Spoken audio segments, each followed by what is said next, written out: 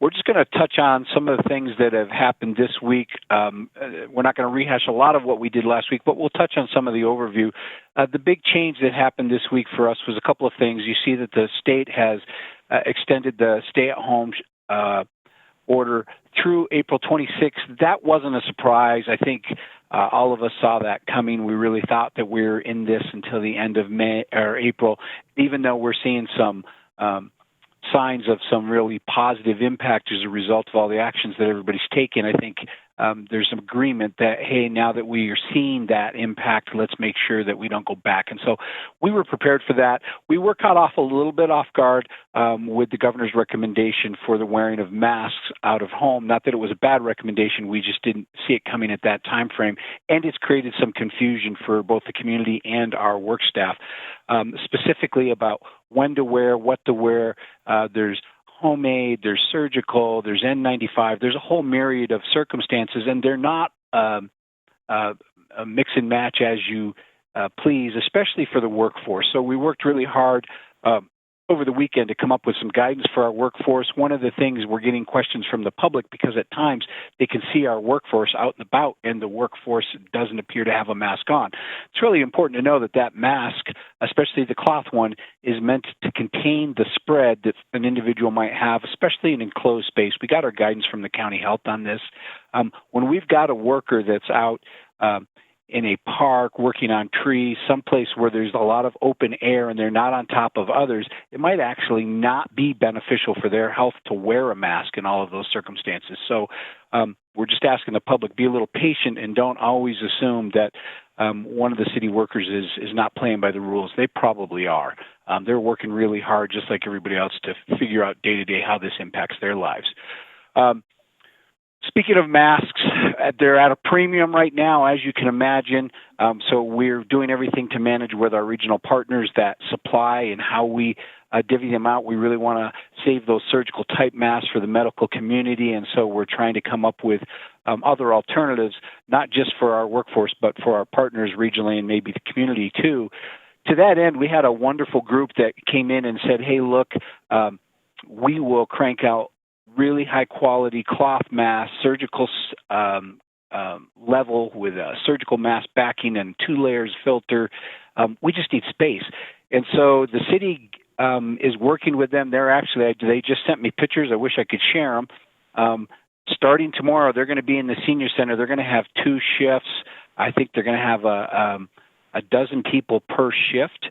One in the morning, one in the afternoon, and their goal is to crank out about 500 masks a day. They got a local business corporate partner to supply the material. Actually, the Army is supplying the special medical-grade filtering material that they're going to put on the back, and that's going to be a big boon for not just us, but they're taking online requests from medical facilities, long-term care facilities, those places that really have a need for that type of mask and yet are having a hard time getting them. There's a lot of community volunteers right now that are putting those masks together in various places, various forms. You see them. So we're pretty excited to be partnering with a group like that has got some expertise and is going to crank out some volume for us. The other piece is that we're getting a lot of inquiries. It's not changed from last week, but those inquiries reference what's an essential business, what's not. And so we really want the community to understand that that is really driven at the county health. They're the authority over that. They're the ones making those determinations, doing that assessment. And so we're pushing those inquiries to them, and we're really trying to support them in that. It's a hard task, and you see that from the variety of things that are going on. So give them some grace, but understand from the city perspective, that's not our call to make. City departments continue to manage their own daily operations and coordination. We have a centralized structure like we talked about last week. We do a call every morning, and we end with a leadership call every day. And then many of the groups have their own leadership call in between just to make sure we're all on the same page. I really want to speak to one of the comments that was made during the open session.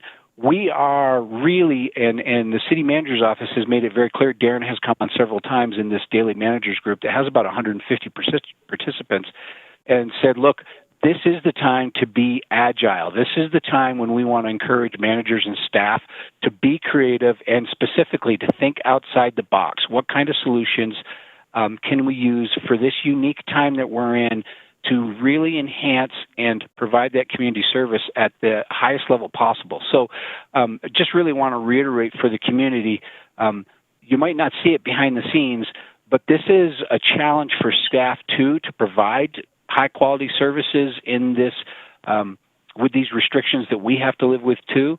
And there is a lot of creativity. There's a lot of resource sharing, a lot of ideas flying back and forth every day. This is going to be, I think, when we look back afterwards as a city staff and go, that was a challenging time. It was a hard time for community, but as a staff, that was a time when we rose. I see it every day, and so I really want to let everybody take a bow to your city staff. They're working hard to meet all of those standards that we've set in a very challenging time. Along those lines, when we talk about vulnerable populations, we see that we've opened the shelter at the Aslan Center. It's been there for several weeks now, and we are seeing challenges. And those challenges, some of them were foreseen, some of them were not foreseen. And so staff is really trying to adjust that, including this week. We're going to put in place a little bit of a management model change where the city staff will have a little bit more involvement in those day-to-day operations, and I think that's going to be a positive thing in the long run. Staff impacts related to the virus. We've got a team that supports the managers, gives them some guidance. We've identified critical staff, and when we talk about critical staff, all of our staff are really essential. But when we talk about critical staff, we're talking about that staff that would be needed to support life safety initiatives if we really had a medical surge, which again, hopefully all this good behavior and all these good practices we're put in place will minimize the need for that. But if so, we've identified those staff that literally keep the water running, the lights on, the emergency services coming to the door, and we've put staffing plans in place. The departments have. Utilities has done a dynamite job. Other departments that we've identified with critical personnel have figured out how they're going to manage their staff, again, very creatively with some changing hours, shifts, days off, all those types of things. And that includes testing protocols where we might jump them into COVID testing if they're symptomatic simply because their jobs are so critical and we need to manage that work group. Economic impact, they've got a really dedicated team. I'll let them speak to it, but just to let you know, that is a big piece that is going to continue on probably after the rest of us have mostly gone back to our traditional day jobs, and they are going to have a heavy lift for a long time, especially as we try to understand these things coming out of the federal government that day to day we're not quite sure on. So there's a big group between them and the finance group that are managing that. Lastly, we just really want to ask the community, be patient with us. We know that there's expectations that you have in this community, well-founded. But again, this is new to us too. We are a pretty high-speed, low-drag group, but every day we get a curveball thrown at us, and this ability to forecast in this environment is very hard, very challenging. To that end, we're going to introduce a tool to city leadership tomorrow that some of our staff have been working on to allow departments to kind of adjust up and down the response scale, and it also will help managers see where their personnel and resources are depending. So again, there's a lot of good work going on, a lot of creativity, a lot of good energy, but we're like everybody else. This is new to us, so give us a little grace. And that's all I got for tonight. Good evening. Just wanted to give a very brief update to let everybody know that we're still here. We're healthy. We're responding to calls. We really appreciate the citizens really kind of self-regulating and not calling when they for every little thing. And our call volume's down pretty substantially right now. So we appreciate the members of the community who are looking at this and realizing that, maybe calling on this incident isn't the time. So we are still responding, though. Our response times are still above national averages, so we're doing very well there as well. And the last piece I want to hit on is really encouraging people that if they do have a very minor report that they want to do, they can go to our website, and we can do online reports. So if someone has something where say they came out and they noticed there was some damage to their mailbox. Just using this as an example. They don't know who did it. They don't know when it happened. They don't have a doorbell camera. There's not a whole lot that we're going to do for an investigation as far as that morning. They can go online and save themselves the time, and they can write their own police report. We will still read it. We'll still approve it. It'll be there for insurance purposes. Detectives may follow up with them. So that's just an avenue that people need to know. That I know sometimes they think we're too busy and they say, I'm not going to bother the police. But if there are things occurring in their neighborhood that we need to know about, it doesn't always have to be a call to our non-emergency or emergency in which a police officer drives over and talks to them face to face. They can do this remotely. We're forwarding many calls to officers' cell phones so the officers can talk with people and find out what's going on and write police reports that way as well. So again, just want to give a very brief update. We're here, we're healthy. We have a very adaptive and agile department. Our officers, civilian staff, the professionals up in dispatch and records are all there, and we're working, and they're doing a great job. So all is good here. Hi, good evening, everyone. Yes, I'm here. I'd like to give a couple quick updates. One, of course, a shout out to all our community partners that are coming together during this time to really help out and support people without homes, especially during this stay-at-home order.